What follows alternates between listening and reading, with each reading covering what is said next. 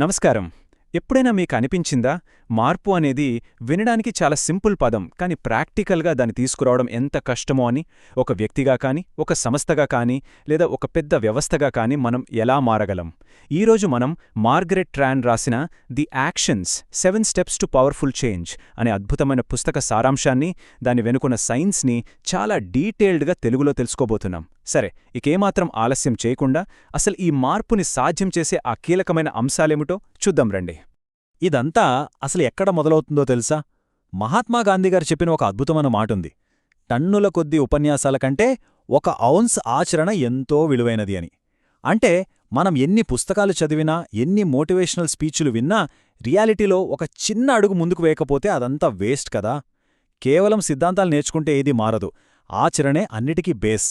మనమందరం ఎన్నో లక్ష్యాలు పెట్టుకుంటాం, కాని వాటిని రియాలిటీలోకి తీసుకురావాలంటే ఆ ఫస్ట్ యాక్షన్ తీసుకోవడం చాలా ముఖ్యం. మరి అలా యాక్షన్ తీసుకోకుండా మనల్ని అడ్డుకునేది ఏంటి? ఎప్పుడైనా గమనించారా? ఉదయాన్నే జిమ్కి వెళ్దామనుకుంటాం, కాని లోపల్నుండి ఒక వాయిస్ అబ్బా రేపు వెళ్దాంలే, లేదా ఇది నా వల్ల కాదు అంటుంది. మార్గరెట్ ట్రాన్ దీనికి భలే ఇంట్రెస్టింగ్ పేరు పెట్టారు. అదే డ్రంక్ మంకీ లేదా మొత్తులో ఉన్న కోతి. మన బ్రెయిన్లో ఉండే ఈ కోతి ఎప్పుడూ ఏదో ఒక సాకు చెబుతూనే ఉంటుంది. ఈ కోతి మాటలు పక్కన పెట్టి దాన్ని భుజం మీద నుండి దించేసి యాక్షన్ తీసుకున్నప్పుడే అసలైన మ్యాజిక్ మొదలవుతుంది. ముందుగా విభాగం 1, వ్యక్తిగత మార్పులోని శక్తి. అసలు మనలో ఈ మార్పు ఎలా మొదలవుతుందో చూద్దాం. ఇందాక మనం మాట్లాడుకున్న ఆ మత్తులో ఉన్న కోతిని కంట్రోల్ చేయడానికి ట్రాన్ 3 చాలా బేసిక్ అవసరాలను చెప్పారు. ఫస్ట్ది లక్ష్యాలను గుర్తించడం. అంటే అసలు మనం ఎక్కడికి వెళ్ళాలి అనేది మనకు పూర్తి క్లారిటీ ఉండాలి. సెకండ్ది ప్రతిస్పందనలను మార్చుకోవడం. ఏ సిచ్యువేషన్కి మనం ఎలా రియాక్ట్ అవుతున్నామనేది గమనించి ఆ రెస్పాన్స్ని పాజిటివ్గా మార్చుకోవాలి. ఇక థర్డ్ పాయింట్ సమయాన్ని కరెక్టుగా వాడుకోవడం. ఎందుకంటే టైం ఎవరికోసమో వెయిట్ చేయదు కదా. ఉన్న టైంని ఎలా ప్లాన్ చేసుకుంటున్నామనేదే రేపు మన సక్సెస్ని డిసైడ్ చేస్తుంది. ఆ 3 అవసరాలను అచీవ్ చేయడానికి మన దగ్గరొక పర్ఫెక్ట్ ప్రాక్టికల్ రోడ్ మ్యాప్ ఉంది. అవే ఈ 5 స్టెప్స్.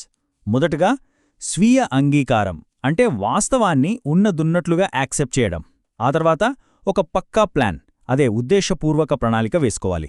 ఏ పని ముందు చెయ్యాలి, ఏది తర్వాత చెయ్యాలి అని పనులకు ప్రాధాన్యత ఇవ్వాలి. అలాగే మన ఎమోషన్స్ని బ్యాలెన్స్ చేసుకునే భావోద్వేగ నైపుణ్యాలను మెరుగుపరుచుకోవాలి. లాస్ట్ బట్ నాట్ లీస్ట్, మనకు సపోర్ట్ చేసే వ్యక్తులతో ఒక మంచి నెట్వర్క్ని బిల్డ్ చేసుకోవాలి. ఈ 5 స్టెప్స్ పాటిస్తే చాలు, మన థింకింగ్ ప్రాసెస్ మొత్తం మారిపోతుంది. ఇక్కడ ఒక ఇంట్రెస్టింగ్ విషయం ఏంటంటే, ఈ ట్రాన్స్ చెప్పిన పాయింట్స్ని ఫేమస్ సైకాలజిస్ట్ కార్ల్ రోజర్స్ చెప్పిన థీరీతో పోల్చి చూస్తే చాలా అద్భుతమైన పోలికలు కనిపిస్తాయి. ఎలా అంటే, మనుషులు స్టార్టింగ్లో తమ ప్రాబ్లమ్స్ గురించి మాట్లాడటానికి కూడా ఇష్టపడరు. తర్వాత మెల్లగా తమలోని వైరుధ్యాలను గుర్తిస్తారు.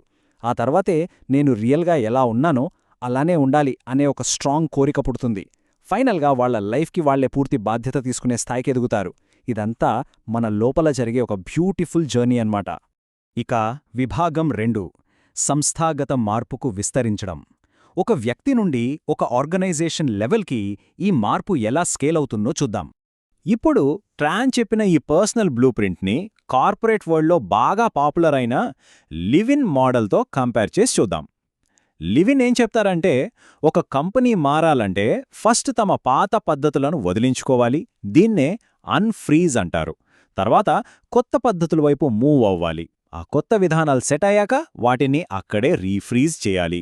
సో ఒక వ్యక్తి తన పాత ఆలోచనలు వదిలించుకోవడం, ఒక కంపెనీ తన పాత ప్రాసెస్లను పక్కన పెట్టడం, ఈ రెండూ ఆల్మోస్ట్ ఒకటే కదా. ఇక్కడ ఆ కనెక్షన్ని మనం క్లియర్గా చూడొచ్చు. మరి కంపెనీలు ఎందుకు మారడానికి భయపడతాయి? దీని గురించి ఎడ్గార్ షీన్ అనే రీసెర్చర్ చాలా క్లియర్గా చెప్పారు. ఇక్కడ మెయిన్గా 2 భయాలు ఉంటాయి. మనం అప్డేట్ అవ్వకపోతే మార్కెట్లో వెనకబడిపోతామేమో అనే మనుగడ ఆందోళన ఒకటైతే, కొత్తవి నేర్చుకునేటప్పుడు ఫెయిల్ అవుతామేమో అనే అభ్యాస ఆందోళన, అంటే లెర్నింగ్ యాంగ్జైటీ మరొకటి. సింపుల్గా చెప్పాలంటే, సంస్థల్లో ఉండే ఈ లెర్నింగ్ యాంగ్జైటీ అనేది ఇందాక మనం మాట్లాడుకున్న ఆ డ్రంక్ మంకీకి పక్కా కార్పొరేట్ వర్షన్ అనుకోవచ్చు. అందుకే ఒక ఆర్గనైజేషన్ని సక్సెస్ఫుల్గా మార్చాలంటే జాన్ కార్టర్ చెప్పిన ఈ స్టెప్స్ చాలా హెల్ప్ అవుతాయి. మార్పు ఆవశ్యకతను క్రియేట్ చేయడం ఎంత ముఖ్యమో, ఇక్కడ రెండో పాయింట్ అయిన మార్గదర్శక కూటమిని ఏర్పాటు చేయడం, అంటే ఒక గైడింగ్ కోయలిషన్ని ఫామ్ చేయడం కూడా అంతే ముఖ్యం.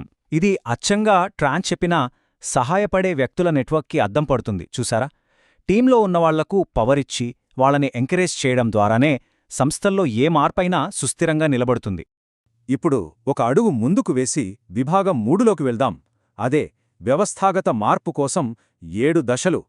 ఒక సిస్టమ్ లేదా సమాజంలాంటి పెద్ద స్థాయిలో మార్పు ఎలా జరుగుతుందో చూద్దాం. దీని మ్యాక్రో లెవెల్లో చూస్తే policy, systems and environmental framework లేదా పిఎస్ఈ ఫ్రేమ్వర్క్ అంటారు. ఇందులో మొదటి 6 స్టెప్స్ గమనిద్దాం. ప్రజలని భాగస్వాములను చేయడం, చుట్టూ ఉన్న వాతావరణాన్ని స్కాన్ చేయడం, ప్రాబ్లమ్స్ని అంచనా వేయడం, కరెక్ట్ సొల్యూషన్స్ని సమీక్షించి వాటిని ప్రమోట్ చేయడం, ఫైనల్గా వాటిని అమలు చేయడం. పెద్ద సిస్టమ్స్లో వచ్చే వ్యతిరేకతను దాటాలంటే ఇలాంటి ఒక తటస్థమైన మరియు పక్కా స్ట్రక్చర్డ్ విధానం ఎంతైనా అవసరం అని ఇది మనకు చెప్తుంది. కానీ ఈ ఫ్రేమ్వర్క్లో ఒక లాస్ట్ స్టెప్ ఉంది. అదే మూల్యాంకనం లేదా ఎవాల్యుయేట్ చేయడం. ఇది చాలా అంటే చాలా క్రూషియల్. ఎందుకంటారా, ఒక మార్పు తెచ్చాక దాని short term, mid term, long term results ఎలా ఉన్నాయో కొలవాలి కదా. అలా చేయకపోతే ఏమవుతుంది? ఆ సిస్టమ్ లేదా సమాజం మళ్లీ మెల్లగా తమ పాత అలవాట్లలోకే వెళ్ళిపోతుంది. అందుకే మనం సాధించిన మార్పుని కాపాడుకోవడానికి ఈ మూల్యాంకనం అనేది ఒక ప్రొటెక్టివ్ షీల్డ్ లాగా పనిచేస్తుంది. ఇక చివరిగా విభాగం 4 జ్ఞానాన్ని ఆచరణలోకి అనువదించడం. ఇంతసేపు మనం తెలుసుకున్న ఈ థీరీలన్నీ ప్రాక్టికల్గా ఎలా వాడుకోవాలో చూద్దాం. ఇప్పటివరకు మనం పర్సనల్, ఆర్గనైజేషనల్, సిస్టమిక్ ఇలా 3 రకాల మార్పుల గురించి మాట్లాడుకున్నాం కదా. వీటన్నిటికీ బాటం లైన్ ఒక్కటే. ఇక్కడ ఆ సైకిల్ తొక్కుతున్న వాళ్ళని చూసారా? మనం ఫస్ట్లో చెప్పుకున్న గాంధీగారి మాటలు ఒకసారి గుర్తు తెచ్చుకోండి. మన బ్రెయిన్లో ఎంత నాలెడ్జ్ ఉన్నా సరే సైకిల్ పడెలు తొక్కితేనే కదా ముందుకు వెళ్లేది. యాక్షన్ తీసుకోకపోతే మన లైఫ్ అయినా, ఒక కంపెనీ అయినా, ఈ సొసైటీ అయినా అక్కడే ఆగిపోతుంది. ఆ నిరంతరంగా అడుగులు ముందుకు వేయడమే ప్రగతికి ఏకైక మార్గం. సో మనం ఈ విశ్లేషణను ముగించే ముందు మీకోసం ఒక ఆలోచనాత్మకమైన ప్రశ్న. ఈరోజు మీరు ఆశించిన ప్రగతిని అడ్డుకుంటున్న ఆ మత్తులో ఉన్న కోతి ఏ రూపంలో ఉంది? అది మీలోని ఏదైనా ఇంటర్నల్ భయమా, మీ ఆఫీస్లో ఉన్న వ్యతిరేకత, లేక మన చుట్టూ ఉన్న సిస్టంలోని అడ్డంకా? ఏదైనా సరే దాన్ని జయించడానికి మీరు వేయాల్సిన మొట్టమొదటి ఆచరణాత్మక అడుగు ఏమిటి? జస్ట్ ఆలోచించండి. ఆ శత్రువుని గుర్తించండి. వెంటనే యాక్షన్లోకి దిగండి. ఈరోజు మనం డీటెయిల్గా మాట్లాడుకున్న ఈ పుస్తక సారాంశం మీకొక కొత్త పర్స్పెక్టివ్ని ఇచ్చిందని అనుకుంటున్నాను. మళ్లీ మరొక ఆసక్తికరమైన అంశంతో కలుద్దాం.